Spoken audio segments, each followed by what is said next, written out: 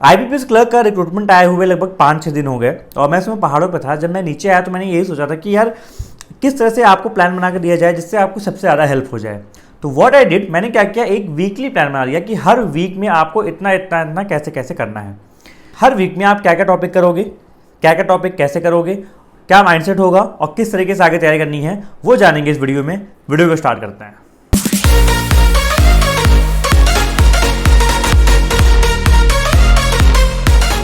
पहले मैं आपको एक चीज़ बता दूं कि अभी आप तैयारी करने जा रहे हो, आपके पास 50 डेज लगभग बचे हुए हैं। तो एक उसके बाद आपका एसबीआई पीओ भी आएगा, आईबीपीएस पीओ भी आएगा। ये जो एग्जामिनेशन है ये आपका एसबीआई पीओ और आईबीपीएस पीओ का जो फाउंडेशन बेस है ना वो सेट कर देगा। तो इसीलिए आपको जो माइंडसेट होना चाहिए, कोई मुझसे पूछ रहा है सर इसका माइंडसेट क्या होना चाहिए, तो माइंडसेट आपका होना चाहिए पीओ वाला। लेकिन हम प्रैक्टिस करेंगे, जो मॉक्स लगाएंगे, सेक्शनल मॉक्स लगाएंगे, क्योंकि वो एग्जाम ओरिएंटेड लगाएंगे, वो भी लास्ट के 20 डेज में बताऊंगा किस तरह से, वो होगा क्लरिकल वाला। और दूसरा, ये जो वीकली टारगेट्स हैं ये कुछ इस तरह से प्लान है कि मैं आपको 4 वीक में बताऊंगा कैसे कैसे करना है और लास्ट के 20 डेज की स्ट्रेटजी अलग होगी। तो 30 दिन अलग, 20 दिन अलग, टोटल 50 डेज में आपको किस तरह से पढ़ना है, कैसे पढ़ना है, वो सारी बातें करें। स्टार्ट करने से पहले मैं आपको एक चीज़ और बता दूं कि कितने घंटे की यहाँ पे स्टडी रिक्वायरमेंट है। देखिए सब्जेक्ट मैं आपको नहीं बताता कि आपको कौन 3 घंटा पढ़ना है, इंग्लिश 3 घंटा पढ़ना है, क्या पढ़ना है, वो आपका टफनेस पे और आपके अभी लेवल ऑफ प्रिपरेशन पे डिपेंड करता है। मान लो किसी क्वांट वीक है तो ऑब्वियसली आप क्वांट में ज़्यादा टाइम दो, 3 से 4 घंटे दो। लेकिन आपकी मान लो इंग्लिश वीक है तो आपको इंग्लिश में 3 से 4 घंटा देना चाहिए। उस हिसाब से आपको टाइम डिस्ट्रीब्यूशन करना है।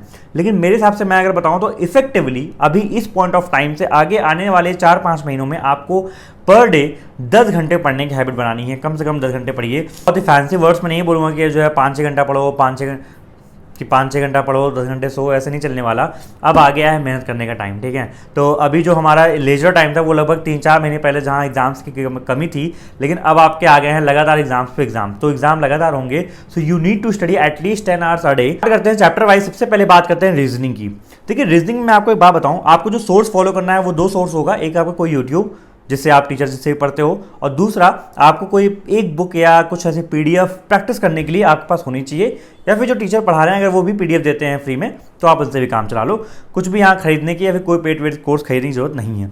वीक 1 की बात करते हैं। देखिए जो आपका वीक 1 होगा, आपको वीक 1 में क्या करना है, कुछ ईजी पजल लगाने हैं और लगभग हर तरह के लगाने हैं, ठीक है। Year wise, table wise, parallel row wise और लीनियर अरेंजमेंट, ये सारी चीज़ें आपको लगा लेनी है आपको वीक 1 में। उससे क्या होगा कि आपके पजल्स का बेस बनता रहेगा। आपको करना होगा यहाँ पे सिलॉजिज्म।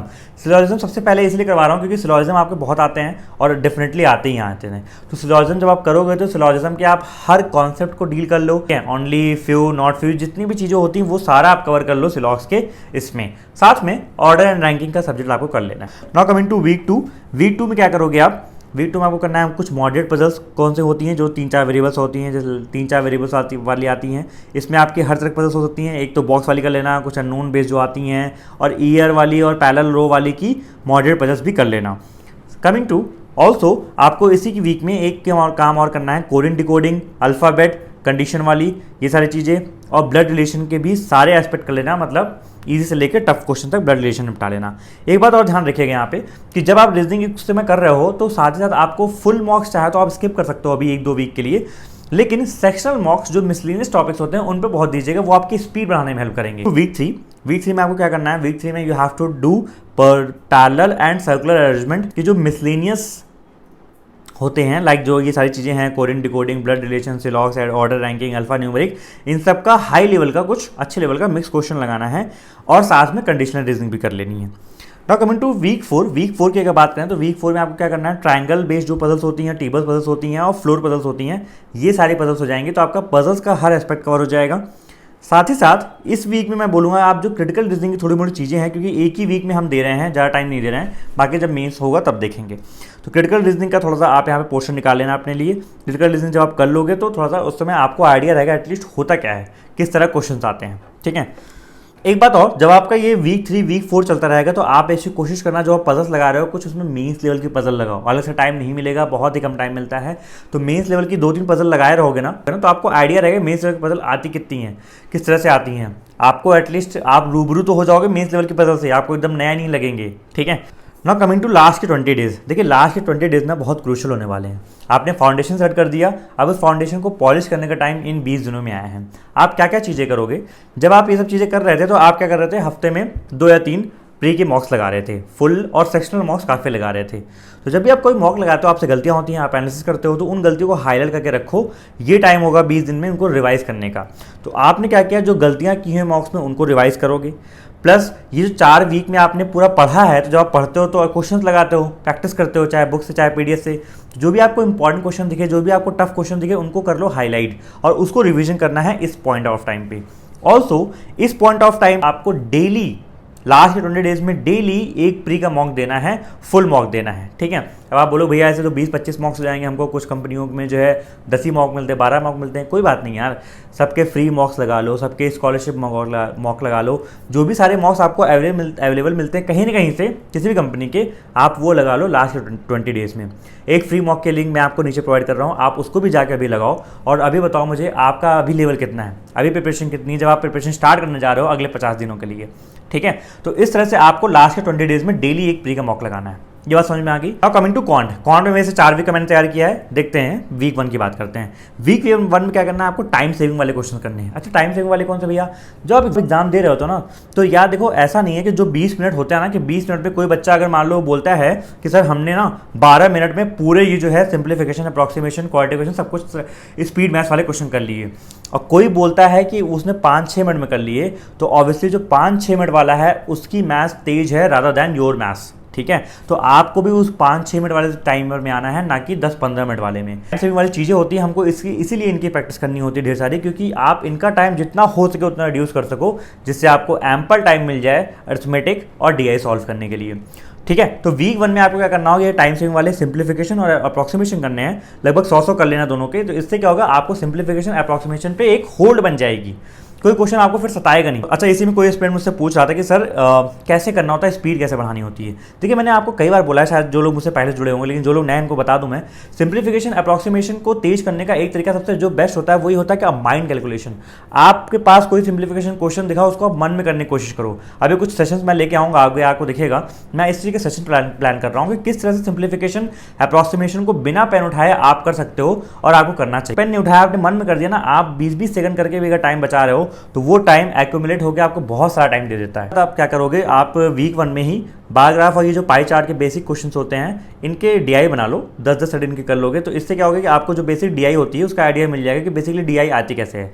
जो सिंपल वाली होंगी, लाइक एडिशन सब्ट्रैक्शन वाली, जो एवरेज बेस्ड होंगी, जो प्रॉफिट लॉस बेस्ड होंगी, बेसिकली इस तरह की जो आपको डीआई मिलेंगी स्टार्टिंग में, उनको कर लेना। अच्छा, आप बोलोगे भैया इसमें अरिथमेटिक नहीं करना है क्या। अरिथमेटिक तीसरा पॉइंट है कि आपको क्या करना है, हर वीक में मैं 2-2 अरिथमेटिक के चैप्टर दूंगा, और उस ऑर्डर में दूंगा जिस ऑर्डर में वो इंपॉर्टेंस रखते हैं। जैसे सबसे पहले वीक में आप जो अरिथमेटिक के 2 चैप्टर करोगे, वो करोगे परसेंटेज और रेशियो फ्रैक्शन का। एक बात और ध्यान रखिएगा कि आप बोलोगे भैया एक हफ्ते में 2 चैप्टर कैसे करेंगे परसेंटेज के, 3-3 दिन आपको निकालना है, ठीक है। आपको क्या करना है, 3 दिन उठाओ, फर्स्ट डे में यूट्यूब के किसी भी टीचर से, अरिथमेटिक की मैंने पूरी वीडियो बना रखी है, किन किन टीचर से आप पढ़ सकते हो, यूट्यूब पे जाओ, फर्स्ट डे में कॉन्सेप्ट समझ लो। अगर आप एकदम नए हो, अगर आपको आता है तो आप तीनों दिन सिर्फ प्रैक्टिस करो, लेकिन तीनों दिन उसी चैप्टर की प्रैक्टिस करना अच्छे से, ठीक है। मान लो आपने 3 दिन परसेंटेज की प्रैक्टिस की अच्छे से, फिर नेक्स्ट 3 दिन आपको क्या करना है, रेशियो फ्रैक्शन की प्रैक्टिस करनी है अच्छे से। फिर जो आपका संडे होगा, मैंने हमेशा बोला आपका संडे क्या होता है, revision day. Sunday is called revision day, ठीक है। तो रिवीजन डे में क्या करोगे आप, ये परसेंटेज और ये जो फ्रैक्शन आपने किया है, इनका पूरा मिक्स क्वेश्चन लगाओगे। कौन से, जो आपने हाईलाइट कर रखे हैं। प्रैक्टिस टाइम पे आप कुछ क्वेश्चन क्या करते हो, हाईलाइट करते हो, कुछ क्वेश्चन को मार्क कर देते हो, कुछ क्वेश्चन को स्टार लगा देते हो। तो वो सारे क्वेश्चन जो कि इंपॉर्टेंट थे, जो कि टफ थे, जो कि आपसे नहीं हो रहे थे, वो आपको संडे को करने हैं, जिससे आपका रिवीजन हो जाए। रिवीजन नहीं करोगे तो अरिथमेटिक को पढ़ने का कोई फायदा नहीं है, इसलिए रिवीजन आर मस्ट, ये बात ध्यान रखिएगा। नाउ कमिंग टू वीक 2 में क्या करना है आपको, मिसिंग डीआई वाले कुछ इजी क्वेश्चंस करने हैं, ठीक है, जो मिसिंग डीआई आती है ना, और साथ में डेटा सफिशिएंसी करनी है। इससे क्या होगा, आपको एटलीस्ट डेटा सफिशिएंसी का आइडिया लग जाएगा, बेसिकली डेटा सफिशिएंसी होता कैसे है, किस तरह से क्वेश्चन बनते हैं। बाद में स्पीड वाली प्रैक्टिस अलग से करेंगे, लेकिन अभी आपको ये करना है। दूसरा, ये जो आपके स्पीड टेस्ट में जैसे हमने बताया था 2 चीज़ की थी, अब रिमेनिंग चीज़ आपको लाइक क्वालिटी क्वेश्चन और ये रॉन्ग नंबर और मिसिंग नंबर, ये साथ में करना है सेकंड वीक में। और फिर से 2 अरिथमेटिक चैप्टर उठाएंगे हम सेकंड वीक में, और क्या उठाएंगे इस बार, प्रॉफिट लॉस और एवरेज। दोनों को 3 दिन का टाइम देंगे और दोनों को खत्म करेंगे। अच्छा, नाउ कमिंग टू वीक 3, जो आपका वीक 3 होगा, उसमें आपको क्या करना होगा, मिक्स चार्ट डीआई करनी होगी, और प्रीवियस ईयर क्वेश्चंस के कुछ डीआई करने होंगे। या तो आप यूट्यूब पे किसी टीचर से पढ़ लेना, वरना मैं कुछ पीडीएफ ढूंढ के टेलीग्राम ग्रुप में डलवा दूंगा, वहाँ पे आप देख लेना कि आपको जो प्रीवियस ईयर क्वेश्चंस की डीआई हैं, उनकी प्रैक्टिस करने के लिए आपको वो मिल जाएगा। दूसरा जो आपको स्पीड टेस्ट है, चूंकि जो स्पीड टेस्ट है हमको डेली करना होता है, हैबिट में होता है, तो इसलिए उसकी आप मिक्स प्रैक्टिस करोगे जो सब आपने ऊपर चारों पढ़ रखा है। और फिर से हम 2 अरिथमेटिक चैप्टर उठाएंगे, इस बार उठाएंगे हम मिक्सचर्स, टाइम एंड वर्क है। और लास्ट फोर्थ वीक में क्या हम करेंगे कि कुछ मीन्स लेवल की, कुछ अच्छे लेवल की, जैसे आपको मान लो आपका मिसिंग डीआई हो गया तो उसमें जो अच्छी मिसिंग डीआई होती है एक वो लगाएंगे। कुछ टफ स्पीड मैथ्स के क्वेश्चन, टफ स्पीड मैथ्स क्या हो गया, रॉन्ग नंबर्स के अच्छे अच्छे प्रैक्टिस सेट बनाएंगे। हम क्या करेंगे, जो कॉर्टिक क्वेश्चन है उनके टफ वाले क्वेश्चन कुछ बनाने की कोशिश करेंगे। एक बात और ध्यान रखिएगा कि हमको ना हौज पौज नहीं करना। आप बोलो भैया आप बहुत आइडियल चीज़ बता रहे हो, एक वीक में सिर्फ एक चीज़ करने का, नहीं, मैं इसलिए बोल रहा हूँ एक वीक में लिमिटेड टॉपिक रखने का। 2 अरिथमेटिक रख रहे हैं, फिर अगले वीक 2 अरिथमेटिक रखेंगे। इससे क्या होता है, आपका रिदम बना होता है, आपको एक फ्लो में आप पढ़ते हो। ये ऐसे अगर पढ़ोगे ना, जैसे मान लो कि आज जो है 5 ये इसके कर लिया, 5 उसके कर लिया, 5 उसके भी कर लिया, सब ऐसे हौज पौज नहीं करना। हमको एक तरीके से पढ़ना है, तरीके से पढ़ोगे, डिसिप्लिन वे में होकर पढ़ोगे तो ही आपका सिलेक्शन होगा। इस बात का ध्यान रखिएगा। एक बात ध्यान रखिएगा, देखिए सिलेक्शन जब होता है ना, सिलेक्शन जब होता है, जो टॉपर्स लोग होते हैं, टॉपर्स में मैंने कितने टॉपर्स से मैंने बात की है, और उन सभी टॉपर्स में एक चीज़ बहुत कम होती है, वो बहुत डिसिप्लिन वे में होकर पढ़ाई किए हैं पिछले 1 साल में। तो मैं ये बोलने जा रहा हूँ जो अगले 7-8 महीने आपके एग्जामिनेशन होने वाले हैं, इसमें एटलीस्ट बस डिसिप्लिन हो जाओ, बहुत सारा काम हो जाएगा। 2 अरिथमेटिक चैप्टर्स हम निपटाएंगे, टाइम, स्पीड, डिस्टेंस, बोर्ड्स का और SI CI का। ये सारी चीज़ हम वीक 4 में करेंगे। सिमिलर लास्ट 20 डेज में हमको वही चीज़ें करनी है कि एक वीक तो हम एक मॉक लगा ही रहे हैं, प्लस हमको मॉक्स में जो गलतियां मिली थी उनको प्रैक्टिस करेंगे, और जो पूरा हाईलाइटेड पोर्शन रहा होगा टफ क्वेश्चंस का, इंपॉर्टेंट क्वेश्चंस का, उनको प्रैक्टिस करेंगे, उनका वो करेंगे, ठीक है, रिवीजन करेंगे। सिर्फ और करना है, कुछ और नहीं करना है। जो शॉर्ट ट्रिक्स आपने लिख रखी हैं, कुछ टेबल लिख रखी हैं, कुछ स्क्वायर्स लिख रखे हैं, उनको रिवाइज करेंगे लास्ट के 20 डेज। याद रखिएगा ये 30 दिन और ये 20 दिन मिलके, मतलब ये जो 50 दिन है, शायद यही आपका इस बार एग्जाम निकलवा दें अगर आप फोकस होकर पढ़ाई कर लो, ठीक है। इंग्लिश की बात करते हैं तो इंग्लिश में देखिए जो वीक 1 होगा आपका, उसमें आपको क्या करना है, 1 घंटे ग्रेडिंग आप मॉर्निंग में उठ के हैबिट डाल लो। अपने बगल में चाहे नॉवल रख लो, चाहे अपने बगल में पेपर रख लो, जो भी आप रखते हो उसको पढ़ने की हैबिट आपकी चलती रहेगी। और 30 मिनट का हम वोकैब रिवीजन करेंगे। वोकैब रिवीजन में आपको हमेशा बोलता हूँ, अगर आपने वर्ड पावर पढ़ रखी है तो आप उसको रिवाइज करो, नहीं पढ़ रखा है उसको पढ़ो, ठीक है। या फिर आप लोग हिंदू को वोकैब पढ़ते हो तो उससे पढ़ो, मेरी वोकैब वाली सीरीज़ देख लेना, उससे अच्छे समझ में आ जाएगा। और मेरी अगली एक वीडियो आएगी वोकैब पे, उस पर देखिएगा अच्छे से कि वोकैब को किस तरह से करते हैं।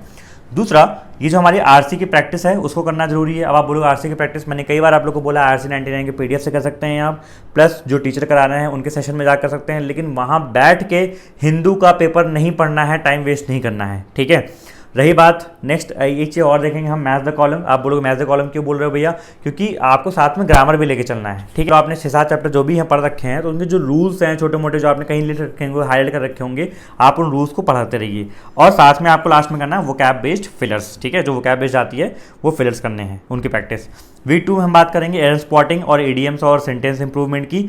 आप लोग इडियम्स कहाँ डाल दिए भैया, वो जो वोकैब है वोकैब का ही पार्ट है, और सेंटेंस इंप्रूवमेंट आपका ग्रामर रिवाइज करवाता रहेगा। सेंटेंस इंप्रूवमेंट का मतलब ये नहीं होता कि आप 2 घंटे बैठ के सिर्फ सेंटेंस इंप्रूवमेंट कर रहे हो।